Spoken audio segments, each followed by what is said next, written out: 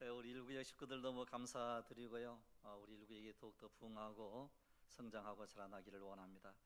어제도 우리 그 김진희 집사님 그 장녀 결혼식이 있었는데, 우리 하나님께서 서로 이제 새 가정들마다 주님의 은혜가 넘치고 주의 사랑 가운데 거하기를 원합니다.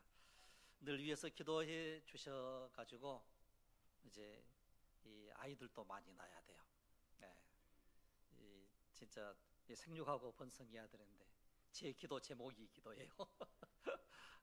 우리 하나님께서 우리 사랑하는 모든 성도들 가정에 더욱더 큰 은혜 주실 줄로 믿습니다. 오늘은 성령 강림 주일입니다. 보통 구약 성경부터 신약에 이르는 그 모든 성경의 역사를 시대별로 연대별로 이제 나누게 되면, 창세기의 원역사 시대 1장부터 11장 이런 식으로 나누게 되거든요. 그 다음에 족장 시대, 이제 아브라함과 이삭과 야곱, 그 다음에 이제 요셉, 이런 식으로 족장 시대. 그 다음에 출애굽 시대 혹은 광야 시대, 여호와 정복 시대, 여호수아서입니다. 그 다음에 사사 시대, 사사기이고요. 그리고 사사 시대가 끝나고 난 다음에 통일 왕국 시대가 도래하면서 이제 사울이 첫 번째로 왕이 되고, 그 다음에 이제 솔로몬까지 이제 통일 왕국이 이루죠. 남왕국과 북왕국, 이스라엘이 이제 하나의 나라로 그렇게 됩니다. 그러다가 솔로몬 왕이 끝나고 난 다음에 우리 한국처럼 이스라엘 나라가 두 조각이 나는 거예요. 북왕국과 남왕국으로. 우리나라도 남한, 북한 그러잖아요. 그래서 우리 한국의 역사가 어떻게 보면 성경의 역사하고 좀 비슷하게 나가는 그런 느낌을 받거든요. 그 다음에 이제 분열 왕국이라고 그러죠. 이제 솔로몬 시대 이후로 분열 왕국, 그리고 왕국 시대가 끝나는데 이스라엘이 망하게 돼요. 바벨론 포로 시대. 그리고 바벨론 이 시대가 끝나고 바벨론 포로 후 시대.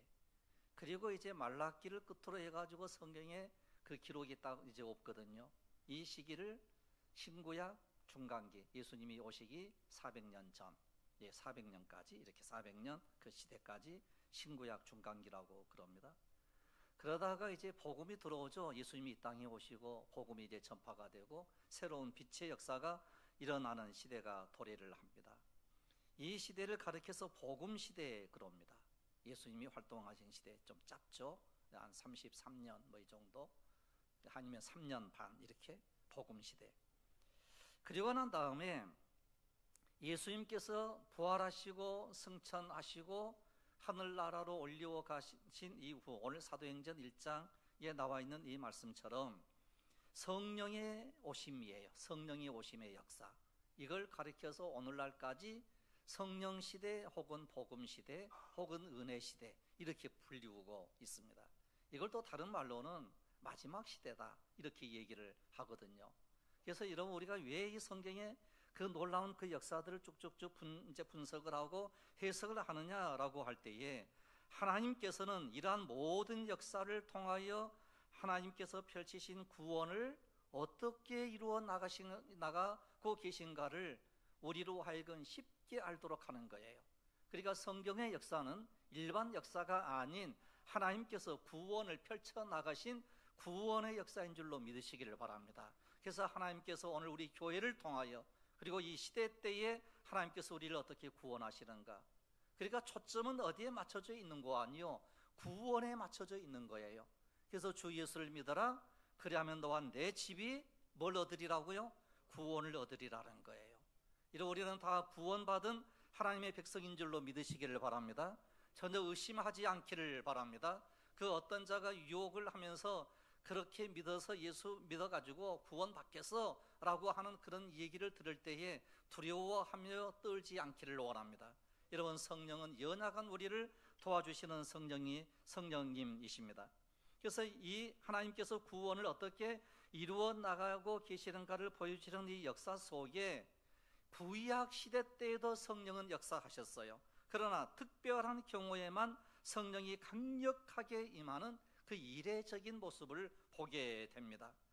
여러분, 예를 들면 여호와의 영이 갑자기 임했을 때에 삼손이 나귀 턱뼈로 1000명을 죽이고 승리를 하는 이와 같은 일들이 일어나요. 이런 이제 역사적 사건들이 이제 곳곳에 나오게 되거든요. 그래서 어떤 선지자를 통하여 갑자기 주의 영이 임했다, 이런 말씀이 나오고요. 그래서 그리고 난 다음에 주의 영이 역사했다, 이런 얘기는 또 기록이 되어 있지 않거든요. 그런데 이제는 성령의 이끄심을 통하여 우리가 예수 믿어 구원을 받는 줄로 믿습니다. 여러분, 우리가 이 교회에 올라오는 것도요, 우리가 보이지 않냐고, 때로 느끼지 못하고, 때로 습관적으로 이곳에 올라오는 것 같지만 성령의 힘의 이끄심에 의해서 이곳에 올라온 줄로 믿으시기를 바랍니다. 이런 이 오순절 성령의 역사로 모여있는 모든 사람들에게 이제 임했습니다. 구약시대에는 특별한 경우, 특별한 사람에게 임했다라고 하면 지금은 예수 믿는 모든 사람에게 임하신 성령이에요. 성령이 아니고서는 예수님이 우리의 구원자라고 하는 이 사실을 시인할 수 없다고 했어요. 성령이 아니고서는 하나님을 아버지라고 부를 수가 없는 거예요. 이런 성령의 역사하심 때문에 오늘 이곳에 올라온 줄로 믿습니다. 그래서 성령의 그 역사를 이제 상세하게 설명을 하고 있는 세 가지 모습을 보게 되는데, 첫째는 성령의 은사에 대한 말씀을 하고 있고, 두 번째로는 성령의 열매가 무엇인가를 말씀하고 있고, 그 다음에 세 번째로는 우리에게 권면하시는 게 성령 충만하라고 우리에게 권면을 하고 있습니다. 여러분, 그러면 성령의 이 사람은, 성령 받은 사람은 반드시 은사가 우리에게 있더라는 거예요. 여러분, 이 은사라고 하는 것은요, 우리가 특별히 무언가 잘하는 것이에요. 우리가 특별히 잘하는 게 있잖아요. 우리가 찬양을 잘한다 그러면 그것도 하나님이 주신 은사인데 그 은사를 통하여 하나님을 찬양하는 거거든요.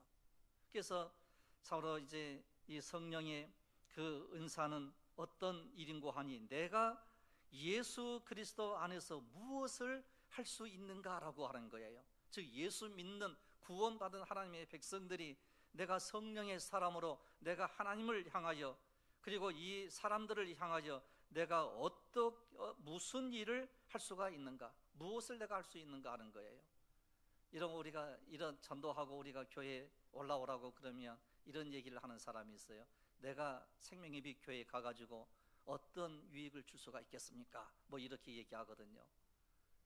이런 무언가가 우리가 해야 될 것만 같은 그 느낌이 있잖아요. 그런데 여러분, 우리 하나님께서 원하시는 것은요, 하나님 아버지 앞에 나와서 예배만 드린다 하더라도 우리 하나님은 너무 기뻐하시는 거예요. 여러분, 그래서 앉아만 있어도 하나님은 너무 좋아하시는 거예요. 이런 예를 들면 설날이 되었습니다. 자녀들이 한 20명이 와서 앉아 있어요.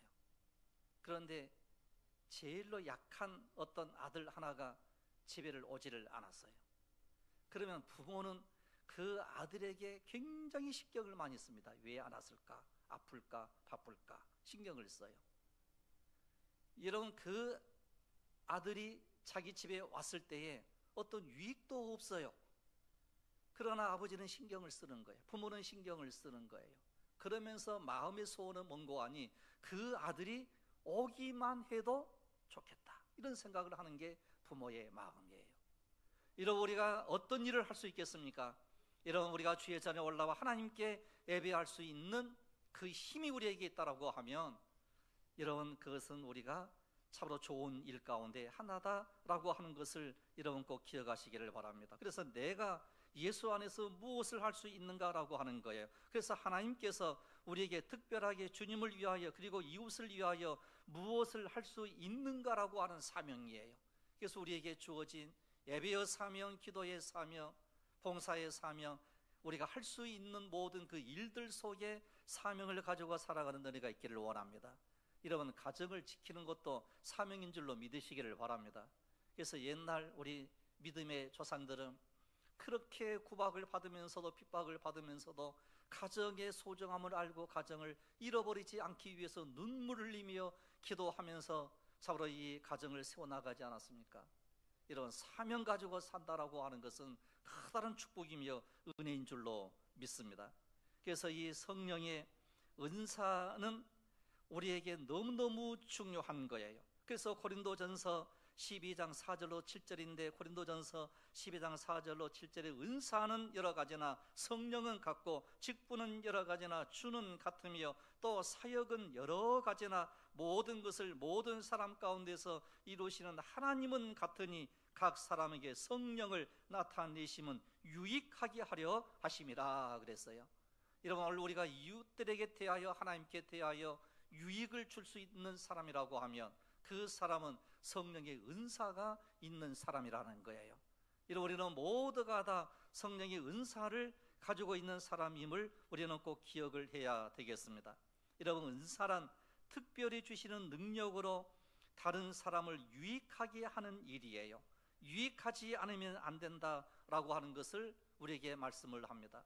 그러면서 성령의 은사에 대한 여러 가지 말씀들을 하고 있는데 고린도전서 12장 8절로 11절을 보시면 어떤 사람에게는 성령으로 말미암아 지혜의 말씀을, 어떤 사람에게는 같은 성령을 따라 지식의 말씀을, 다른 사람에게는 같은 성령으로 믿음을, 어떤 사람에게는 한 성령으로 병 고치는 은사를, 어떤 사람에게는 능력 행함을, 어떤 사람에게는 예언함을, 어떤 사람에게는 영들 분별함을, 다른 사람에게는 각종 방언 말함을, 어떤 사람에게는 방언을 통역함을 주시나니 이 모든 일은 같은 한 성령이 행하사 그 뜻대로 각 사람에게 나누어 주시는 것이니라 그랬어요. 이런, 그렇기 때문에 우리는 모두가 다 성령의 은사를 가지고 있는 사람들이에요. 다만 그것을 활용하지 않는 게 문제라는 거예요. 여러분, 성령의 은사를 잘 활용함으로 인해서 성령의 놀라운 열매가 맺는 역사가 일어나기를 원합니다. 그래서 성령의 열매가 우리에게 있어야 되는데요, 성령의 열매는 갈라디아서 5장 22절로 23절에 오직 성령의 열매는 사랑과 희락과 화평과 오래 참음과 자비와 양선과 충성과 온유와 절제니 이 같은 것을 금지할 법이 없느니라. 할렐루야. 여러분, 여기서 참 여러 가지 그 성령의 열매가 이제 나오고 있거든요. 그 가운데 첫 번째가 이 사랑이에요. 그리고 두 번째 희락이에요. 희락이라고 하는 것은 기쁨이에요. 여러분, 기쁨이 충만하기를 원합니다. 그래서 우리 기독교는요, 기쁨이 충만한 종교예요. 여러분, 항상 기뻐하시기를 원합니다. 우리 인간은 이 세상 태어날 때부터 죽을 때까지요, 슬픔과 고통과 아픔이 있어요. 그런데 성경은 자꾸 우리로 하여금 기뻐하래요. 슬픔 가운데서도 기뻐할 수 있는 능력이 성령의 열매인 줄로 믿습니다. 그 다음에 세 번째로는 성령 충만함을 가져라, 이렇게 우리에게 권면을 하고 있는데, 이 성령 충만함이라고 하는 것은 내가 성령의 사람으로 어떻게 살아야 하는가라고 하는 것을 이야기를 하고 있는 거예요. 그래서 이제 이 성령의 은사라고 하는 것은 다른 사람에게 내가 어떻게 유익을 줄 수 있는가, 그 다음에 성령 충만함이라고 하는 것은 내가 성령의 사람으로 어떻게 살아야 할까, 이것을 우리에게 알려주고 있습니다. 그래서 예수 믿는 사람은 사명을 가지고 사는 사람입니다. 이런, 우리가 아무렇게나 방탕하며 사는 인생이 아니라는 거예요. 여러분, 하나님은 우리를 우리 하나님의 형상 따라 만들었습니다. 그리고 오늘 우리들은 하나님의 형상을 닮은 존재예요. 이 말씀의 의미는 가장 존귀하고 고귀한 사람이라는 거예요. 그 어떤 사람들에게 무시당할 이와 같은 존재가 아니라는 거예요. 이런, 우리는 모두가 다 하나님의 그 존귀한 사람인 줄로 믿으시기를 바랍니다. 그래서 우리는 열등감을 가지고 사는 존재가 아니에요. 비탄한 마음을 가지고 사는 존재가 아니에요. 하나님의 형상을 따라 사는 사람들이기 때문에 아주 존귀 여김을 받아야 되고요, 고귀한 사람이라는 것을 우리는 꼭 기억을 해야 되고요. 그래서 인격적으로 모독을 하거나 모독을 당하는 이와 같은 존재가 아니라는 거예요. 우리 하나님께서 우리를 얼마나 귀중하고 소중하게 지으셨는가라고 하는 것을 우리가 생각을 하면 내가 어떻게 살아야 할까라고 할 때에 여러분, 거룩한 삶을 살아야 될 줄로 믿습니다. 허랑방탕하며 술 취함으로 사는 자가 아니라 세월을 아끼며 하나님을 위하여 우리가 거룩함으로 살아가는 은혜를 우리가 가져야 돼요. 그래서 거룩한 삶을 우리가 어떻게 살아야 할 것인가를 성경은 이렇게 짧게 말씀을 합니다. 디모데전서 4장 5절 말씀인데, 하나님의 말씀과 기도로 거룩하여 짐이라 그랬어요. 이런 하나님의 말씀을 우리가 늘 들으면요, 내 자신도 모르는 사이에 거룩에 지르는 거예요. 여러분, 우리 교회에서도 그런 분 계시는데, 이상하게 교회에 딱 나오니까 술도 끊어지고 담배도 끊어지더래. 이것이 있을 수 있는 일이 사실 아니거든요. 그것이 성령 충만함이에요. 이런 술 먹어도 괜찮아요. 그러나 기도하고 드시면 돼요. 담배 피워도 괜찮아요. 그냥 기도하고 피우세요. 그러면 이제 우리 하나님께서 그래, 내가 거룩하게 해줄게. 그래서 끊게 되고 또 끊게 되고 안 마시게 되고, 그러면서 막 거룩해지는 거거든요. 말씀과 기도로 우리가 거룩해진 삶을 살아가기를 원합니다. 그래서 말씀 충만한 은혜가 곧 성령 충만함이에요.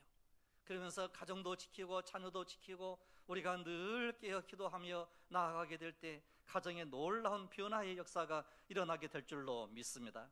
그래서 오늘 본문 말씀을 보시면 예수님께서 승천하시기 전에 예루살렘을 떠나지 말고 성령이 임할 때까지 기다리라 그랬어요. 그 말씀에 힘입어서 120명 성도들이 모인 거예요. 120명 작은 성도들이 모여 참으로 하나님께 간절히 기도하고 찬양하고 그러고 있을 때에 명절인 유대인의 명절인 오순절이 이르렀어요. 이런 제자들이 그날 성령을 강력하게 체험을 하는데, 오순절은 6월절을 지내고 50일째 되는 날이거든요. 오순절은 모세가 시내산에서 10가지 계명을 받은 것을 기념하는 날이기도 해요. 그래서 모세는 이스라엘 백성들을 이끌고 애굽에 이제 나와서 마지막 6월절을 이제 지내면서 이제 50일 후에 모세가 시내산에 도착했을 때가 50일 후예요. 거기에서 10가지 계명을 받은 거예요. 그리고 오순절은 보리 수확을 이제 하면서 또 밀 수확을 하는 이 감사하는 맥추절이라고도 합니다. 이를 칠칠절이라고도 부르고요. 그래서 6월절 축제 그 기간 중에 첫 번째 이삭을 단을 만들어서 우리 하나님께 드린 이후 7번째 되는 그 주, 그러니까 7주가 지난 후에 지켰어요. 그래서 77절이라고 그래요. 7 곱하기 7, 그래서 49일 지난 50일째 되는 날, 뭐 이런 식으로 계산을 하거든요. 그래서 오순절은 이스라엘 3대 명절 중 하나예요. 이런 명절이라고 하는 것은 이제 뭐라고 말씀을 드렸는가 하니, 기억하라는 거예요. 기억하라. 이번 그 이재명 대통령이 새로운 대통령이 되면서 이 현충원 그 연설을 들었을 때 거기에서 나와 있는 게 기억하라는 거거든요. 기억하라. 저는 거기에 감동을 받은 거예요. 이런 창세기, 출애굽기, 레위기, 민수기, 신명기 내지는 성경에 나와 있는 모든 명절들은 기억하는 거예요. 기억하는 거. 그래서 기록을 해 놓은 게 율법이에요. 그래서 기억하며 기록하는 것, 이런 이 연설이 어디서 나왔을까라고 곰곰이 생각을 하니까, 야, 이거 성경에서 나온 거예요. 명절에서 나온 거예요. 그래서 감동이 되더라고요. 야, 내가 설교했던 거 저 대통령이 또 설교하네. 내가 속으로 그랬어요. 기억하는 거, 기억하라. 진짜 중요한 일이에요. 이런 오순절은 어떤 날인고 하니요, 기억하는 날이거든요. 하나님의 말씀을 기억하는 거예요. 그래서 오순절 이 명절에 성령이 임했습니다. 이 성령이 임하신 것은 예수님께서 약속하신 거예요. 약속하신 대로 성령이 임한 거예요. 우리 예수님께서 십자가의 죽음을 이기시고 사흘 만에 부활하셨습니다. 그리고 40일 동안 머무르시면서 제자들에게 하나님 나라의 이 일을 말씀을 하신 거예요. 해 받으신 후에 저에게 확실한 많은 증거로 친히 사심을 나타냈어요. 내가 살았다라고 하는 것을 모든 사람들에게 이제 알려주시고 또 알려주신 거예요. 그리고 하나님의 나라의 일을 선포하신 거예요. 그런데 우리 인간은요, 기억을 잘 못해요. 지나면 잊어버리고 망각하고, 그래서 성령을 내가 너희들에게 보내어 주겠는데 성령의 역할은 바로 무엇인가 너희로 생각나게 할 거다. 기억을 이제 새롭게 해줄 거다라고 하는 이와 같은 이제 말씀을 하게 되었습니다. 여러분, 사실 성령은 오신다고 약속만 되어 있지 언제 오실지 그 기간 그때는 아무도 몰랐어요. 그저 오실 것이라고 믿고 기도하면서 기도했던 거예요. 이런 신앙과 믿음이라고 하는 것은 뭔고 아니요, 다시 오실 예수 그리스도의 약속을 그저 믿고 기다리는 거예요. 그래서 신앙생활은요, 기다림의 연속이에요. 이런 기다린다라고 하는 게 얼마나 지루한 줄 아십니까? 이런 저는 그 기다림의 그 지루함을 저희 집사람을 통해서 저는 배웠거든요. 얼마나 오랫동안 기다렸던지. 기다렸는데 드디어 탁 나타나는 거예요, 어느 날. 이게 기다림이에요. 이런 성령이 임하신 그 목적을 오늘 본문 8절에서 이렇게 말씀을 하고 있습니다. 사실 사도행전 전체를 요약한 구절이기도 합니다. 오직 성령이 너희에게 임하시며 너희가 권능을 받고 예루살렘과 온 유대와 사마리아와 땅끝까지 이르러 내 증인이 되리라 그랬어요. 이런 우리 하나님께서는요, 이미 여러분들에게 놀라운 권능을 주신 거예요. 그런데 나는 힘이 없어, 나는 약해 이러면서 가만히 주저앉아 있으니까 하나님께 주시는 권능도 잊어버리고 성령 충만함도 잊어버리고 하나님께서 나를 통하여 역사하심도 잊어버리게 되더라는 거예요. 그래서 성령은 우리에게 두 가지 일을 이제 하고 계시는데, 하나는 권능을 주시는 일이고 또 하나는 예수 그리스도를 증인으로 삼는 증언하는 일이라는 거예요. 그러니까 여러분들이 입술을 통해서 믿지 않는 이웃들에게 늘 복음을 전하는 거예요. 나 교회 간다, 이것도 복음 전하는 거거든요. 이런 가정에서 자녀들에게나 혹은 뭐 식구들에게 오늘 나 교회 가는 날이야, 이것도 복음 전하는 거예요. 다 알고 있어요. 교회가 어떤 곳인가를 다 알고 있거든요. 그런데 그저 성경 찬송가 끼고 그냥 나오면 권능이 없어요. 나 교회 간다 하고 나와야 돼요. 꼭 그렇게 하시기를 바라요. 그러면 나도 따라가고 싶은데 이 마음이 생겨요. 왜? 성령이 역사하시니까. 이런 그 복음 속에, 말씀 속에 성령이 꼭 역사하신 줄로 믿습니다. 여러분, 성령 받은 사람들에게는요, 전에 없던 힘이 생기는 거예요. 이게 성령의 권능입니다. 그런데 이 권능은 우리를 위한 것이 아니라 참으로 이제 사명을 위한 것인데, 오직 주를 위한 권능의 힘이 우리 가운데 임하게 될 줄로 믿습니다. 그래서 내 증인이라고 했습니다. 여러분, 이 말씀은 예수님이 직접 하신 말씀이에요. 내 증인이란 예수 그리스도의 증인이라는 뜻입니다. 여러분, 성령은 우리를 예수 그리스도의 증인 되게 만들어 주시더라는 거예요. 그래서 예수 그리스도를 전하는 사람을 증인이라고 이렇게 얘기를 하지 않습니까? 여러분, 베드로가 십자가에 거꾸로 매달려 순교를 당했을 때에 야고보, 요한 혹은 12사도 모두가 다 순교를 당했습니다. 이런 사도 바울은 십자가를 거꾸로 짊어지고 이제 순교를 했습니다. 이런 권능을 받는다라고 하는 것은 순교를 당할 자리에 이르러서도 두려워하지 않는 마음이라는 거예요. 여러분, 우리가 이 세상 살 때요, 진짜 때로는 우리가 두렵거든요. 두려움이 우리 속에 있거든요. 그러나 그 두려움 가운데 있을 때 성령은 날마다 우리를 도와주시더라는 거예요. 이런 날마다 하나님이 도와주시기를 원합니다. 그래서 요한복음 14장 26절에 보혜사 이런 표현이 나오고요, 내가 너에게 말한 모든 것을 생각나게 하시리라 그랬어요. 가르치시고 생각나게 하시리라 그랬어요. 그러면 이 보혜사라고 하는 이 원어의 뜻을 그대로 해석을 한다라고 하면 이런 뜻이에요. 옆에 같이 있도록 부름을 받은 자, 이런 뜻이에요. 옆에 같이 있다는 거예요. 이게 동행이에요. 여러분, 오늘도 성령님은 우리와 동행하고 계신 줄로 믿으시기를 바랍니다. 내 눈에는 보이질 않아요. 그래서 성령을 해석을 하고 그리고 또한 설명을 할 때 바람 같은 성령 이렇게 나와요. 이런 바람은 보이지 않잖아요.